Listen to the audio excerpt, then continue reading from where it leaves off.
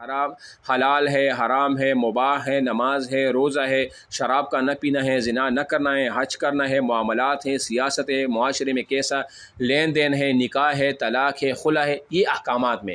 اچھا، علم الاحکام سے کون بحث کرتا ہے؟ علم الاحکام سے فقہا اور مجتہدین وہ بحث کرتے ہیں۔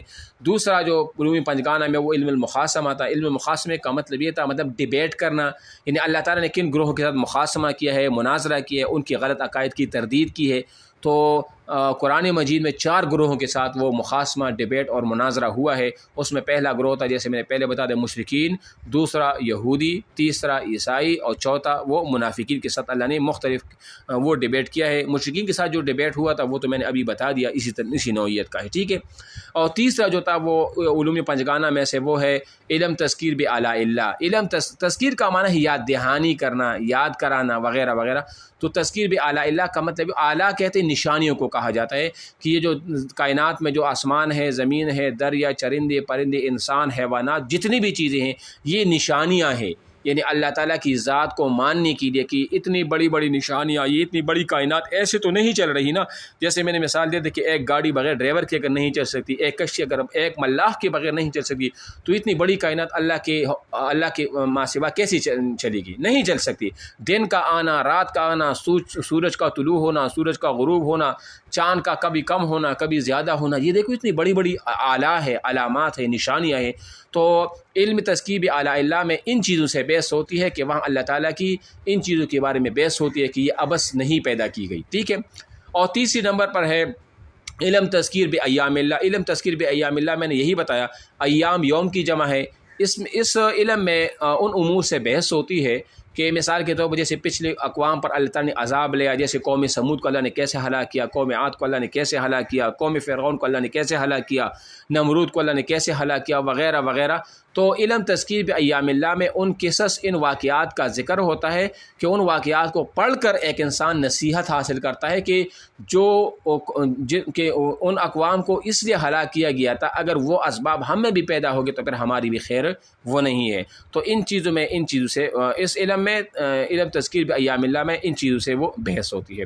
اور 5ویں نمبر پر علم بالموت و بعد الموت۔ علم بالموت کا مطلب یہ تھا کہ موت حق ہے، موت آنے والی چیز ہے، کل نفس ذائقۃ الموت، ہر زندہ سر کو موت کا مطلب چکھنا ہے۔ اور پھر موت کے بعد کیا ہوگا، مثال حساب کتاب ہوگا، جنت ہے، دوزخ ہے، اللہ کا دیدار ہے، ہمیشہ رہنے والی جنت ہے، وغیرہ وغیرہ۔ تو علم بالموت اور ما بعد الموت جو علوم خمسہ میں سے قسم ہے، ان میں اس چیزوں سے ریلیٹڈ وہ بحث وہ ہوتی ہے، ٹھیک ہے۔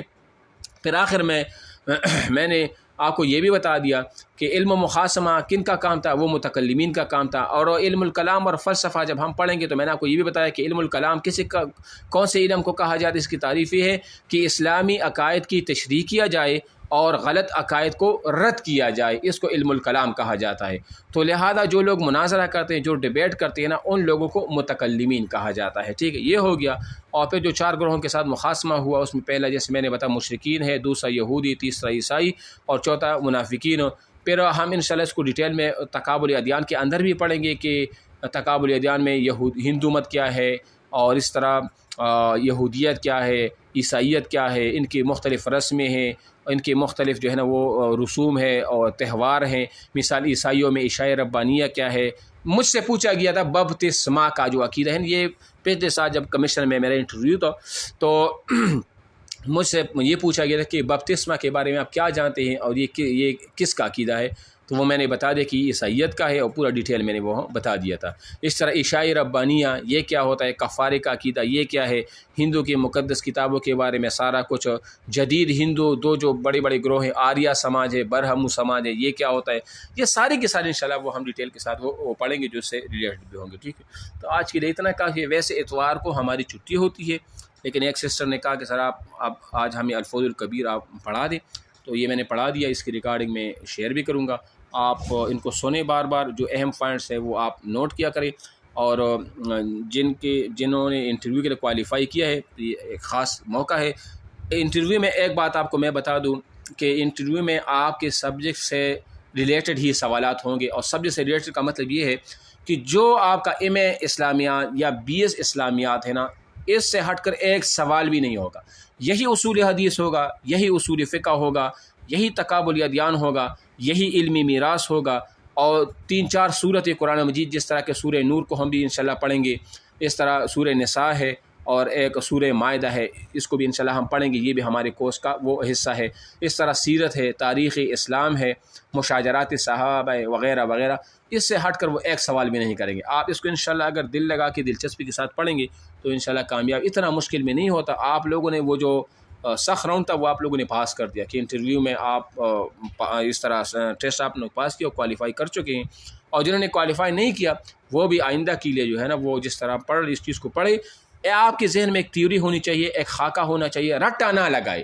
جو چیز آپ کو سمجھنا ہے مجھ سے بار بار پوچھنے سے میں خوش ہوتا ہوں، میں اس چیز سے خفا نہیں ہوتا۔ آپ بے شک، میں آف لائن ہوں، آپ ایک میسج کیا کریں گروپ میں، پرسنل مجھے میسج کہ سر یہ چیز مجھے سمجھ نہیں ہے، چنانچہ میں وائس میسج میں بھی، وہ گروپ میں وائس میسج بھی کر سکتا کہ سارے اس وائس میسج کو پھر جو ہے نا وہ سن بھی لے۔ تو آپ دل لگا کے جو ہے نا وہ اسٹڈی بھی کریں، اس چیز کو سنی بھی، اور جب آپ وقت دے رہی ہو نا تو پھر ایمانداری کے ساتھ اس چیز کو پھر آپ ساروں کو وہ کور بھی کریں۔ ٹھیک ہے، آج کے لیے اتنا کافی ہے، انشاءاللہ پھر کل سے باقاعدہ جی